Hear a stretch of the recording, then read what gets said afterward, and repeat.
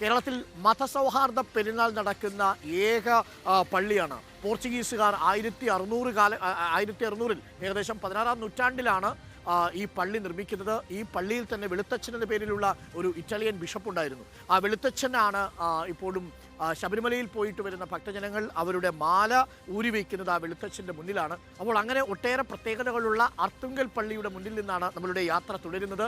എനിക്കൊപ്പം നമ്മളുടെ പട്ടി കുരയ്ക്കുന്നതും പൂച്ച ശബ്ദം ഉണ്ടാക്കുന്നതും ഒക്കെ കലാപ്രകടനം നടത്തിയ സർവിനുണ്ട്. സർവിൻ ഒരു മികച്ച സ്കേറ്റിംഗ് ചാമ്പ്യൻ കൂടിയാണ്. സ്കേറ്റിംഗ് ചാമ്പ്യനാണ് അല്ലേ? അപ്പോൾ അങ്കിളിനേക്കാൾ വേഗത്തിൽ പോവോ? സ്പീഡിൽ പോവോ? ഒന്ന് ശ്രമിച്ചു നോക്കാം. അപ്പോൾ സെർവിൻ നമ്മുടെ ഒപ്പമുണ്ട്. ഇത് എൻ്റെ ഒപ്പമുള്ള ചേട്ടൻ്റെ പേര് ജോസഫേട്ടനുണ്ട്. ജോസഫേട്ടൻ ആർത്തുങ്കലിന്റെ ആത്മാവാ. എത്രയോ കാലങ്ങളായി ഇവിടെ തന്നെ ഉണ്ട്. എന്തൊക്കെ പണി ചെയ്തിട്ടുണ്ട്? ഞാൻ എന്റെ തിരിച്ചറിവ് കാലം മുതൽ ഞാൻ ഇവിടെ തന്നെയാണ്. ജോസഫേട്ടൻ എന്തൊക്കെ പണി ചെയ്തിട്ടുണ്ട്? ഞാൻ ലോട്ടറി കച്ചവടം ചെയ്തിട്ടുണ്ട്. ലോട്ടറി പിന്നെ ഈന്തപ്പഴം, ഓറഞ്ച്, ആപ്പിൾ, മുന്തിരി ഐറ്റംസ് ഒക്കെ ഞാൻ ബിസിനസ് ചെയ്തിട്ടുണ്ട്. ഇപ്പൊ എങ്ങനെ പോകുന്നു ജീവിതം? ഇപ്പോൾ കുഴപ്പമില്ലാത്ത രീതിയിലൊക്കെ പോകുന്നു. കുഴപ്പമില്ലാത്ത രീതിയിൽ പോകുന്നു. വലിയ ബുദ്ധിമുട്ടൊന്നുമില്ല. എന്നാലും ചില ബുദ്ധിമുട്ടുകളുണ്ട്. അതുകൊണ്ട് മൊത്തത്തിൽ രാഷ്ട്രീയ നിലപാട് എനിക്ക് തോന്നുന്നത് ഇടതുമുന്നണിയാണെന്ന് തോന്നുന്നു. ഞങ്ങളുടെ ഇടതുപക്ഷ ജനാധിപത്യ മുന്നണിയുടെ ആരിഫാണ് ഇവിടെ നിന്ന് മത്സരിക്കുന്നത്. ചേർത്തലയുടെ പൊന്നോമനപുത്രനാണ് ആരിഫ്. അരൂര് മണ്ഡലത്തിന്റെ പൊന്നോമനപുത്രനാണ്. ആലപ്പുഴ നിയോജകമണ്ഡലത്തിൽ നിന്ന് മത്സരിക്കുന്ന ഞങ്ങളുടെ ആരിഫ് ഇവിടെ വമ്പിച്ച ഭൂരിപക്ഷത്തോടെ ജയിക്കുമെന്ന് ഞങ്ങൾ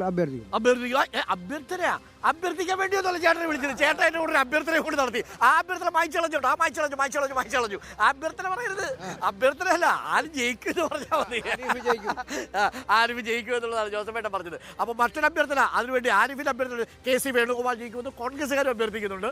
ശോഭാ സുരേന്ദ്രൻ ജയിക്കുമെന്ന് BJP-ക്കാരും അഭ്യർത്ഥിക്കുന്നുണ്ട്. ഒരു പാർട്ടിക്കാരുടെ മാത്രം പറഞ്ഞാൽ നമ്മുടെ പണി പോവേ.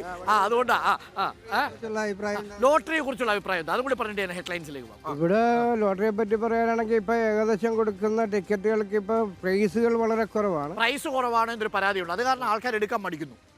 ഇപ്പൊ ഈ നോൻപൊക്കെ അത് കാരണം ഇച്ചിരി പിന്നോക്കമാണ്. ആർത്തുങ്കൽ പള്ളിയിൽ വരുന്നവരെന്തായാലും ജോസഫേട്ടൻ എടുത്തുന്ന ഒരു ലോട്ടറി എടുക്കണം. ആ ലോട്ടറി ഇതുവരെ അടിച്ചിട്ടുണ്ട്. ഫസ്റ്റ് പ്രൈസ് അടിച്ചിട്ടുണ്ട് എനിക്ക്. ഫസ്റ്റ് പ്രൈസോ? ചുമ്മാ നേരെ സത്യം നേരെ തന്നെ ഫസ്റ്റ് പ്രൈസ് അടിച്ചിട്ടുണ്ടോ? ആണോ? എത്ര രൂപ അടിച്ചിട്ടുണ്ട്?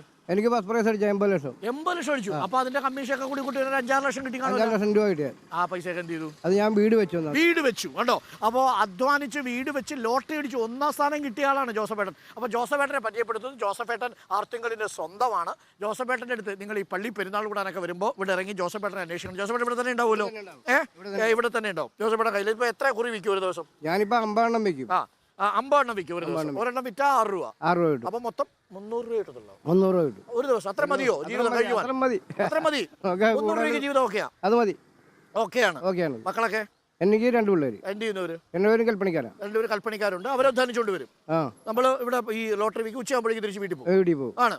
അതാണ്. അപ്പം ജോസഫേട്ടൻ്റെ കയ്യിൽ ലോട്ടറി എടുക്കുക. ലോട്ടറി അടിക്കാനുള്ള സാധ്യത കൂടുതലാണ്. ഈ ഒറ്റ തവണ മാത്രമേ സമ്മാനം അടിച്ചിട്ടുള്ളൂ. അത് കൂടുതൽ അടിച്ചിട്ടുണ്ടോ? ഇല്ല, ഒറ്റ തവണ 1ാം സ്ഥാനം അടിച്ചിട്ടുണ്ട്. അപ്പം 1ാം സ്ഥാനം നിങ്ങൾ കാത്തിരിക്കുന്നുണ്ടെങ്കിൽ ജോസഫേട്ടനെ കണ്ടാൽ മതി കേട്ടോ. അപ്പോൾ ജോസഫേട്ട പരസ്യം ചെയ്തതിനെല്ലാം കൂടി ഒരു ബില്ല് കൈ തരും കേട്ടോ. ഏറ്റവും ഒടുവിൽ വേണ്ട കേട്ടോ. അപ്പോൾ ജോസഫേട്ടനാണ് ആർത്തുങ്കലിൽ നമുക്കൊപ്പം ഉണ്ടായിരുന്നത്. ഒരു ഇടത് പ്രവർത്തകനാണ്. ആരിഫ് ജയിക്കുമെന്നുള്ള പ്രതീക്ഷ അദ്ദേഹം വെച്ച് പുലർത്തുന്നുണ്ട്.